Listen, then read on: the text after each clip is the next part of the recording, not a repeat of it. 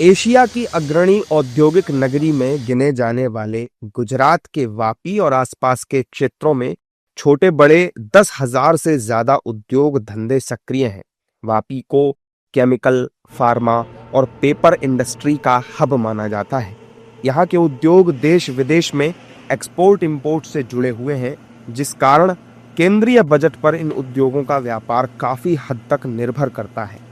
वर्तमान समय में ट्रंप टैरिफ की वजह से देश और दुनिया के उद्योगों में अनिश्चितता का माहौल बना हुआ है और इसका असर बीते कुछ समय से वापी के उद्योगों पर भी देखने को मिल रहा है।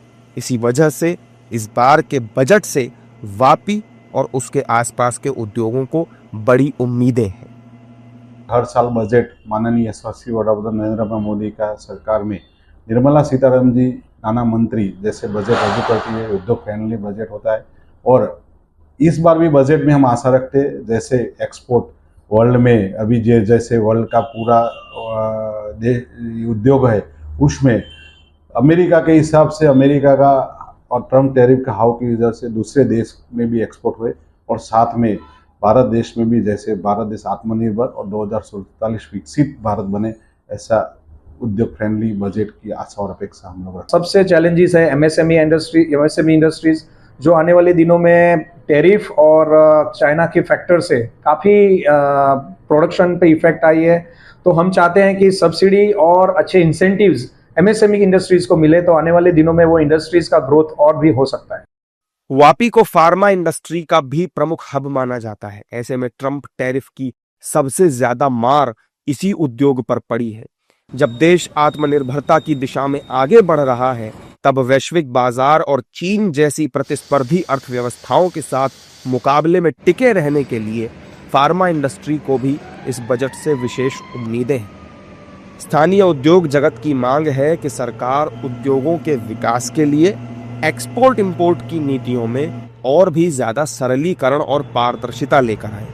साथ ही पेचीदा कॉम्प्लायंस से निजात दिलाने के लिए वन विंडो सिस्टम जैसी व्यवस्था भी लागू की जाए। I think Vapi is a hub of MSME and being a hub of chemical, petrochemical as well as specialty chemical and pharma industries are growing here, and paper mill are also playing important role. And most of them are exporting their goods to different countries. So if the export promotion methods and the system should be streamlined, the cost of finance, if government can do something to reduce the cost of finance for the export business, as well as the implementation of one window system in custom, DGFT and other export related agencies, it will definitely help to the industrialist of Vapi.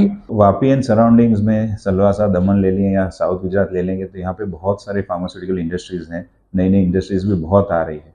तो सबसे first हमारा expectation यही है ये budget से कि central government कुछ action लेके डिपार्टमेंट ऑफ फार्मास्यूटिकल या फार्मास्यूटिकल मिनिस्ट्री एक अलग मिनिस्ट्री बनाए। आज जो फार्मास्यूटिकल डिपार्टमेंट है which comes under the chemical and fertilizer and the petrochemical ministry, तो उसका एक अलग मिनिस्ट्री बनेगा तो बहुत ज़्यादा फायदा हो सकता है इंडस्ट्रीज़ को।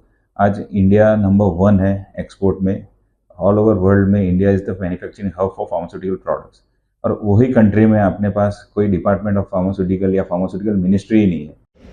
वापी में ज्यादातर उद्योग मध्यम और छोटे स्तर के हैं, यानी यहाँ स्मॉल और मीडियम स्केल इंडस्ट्रीज बहुत ज्यादा हैं।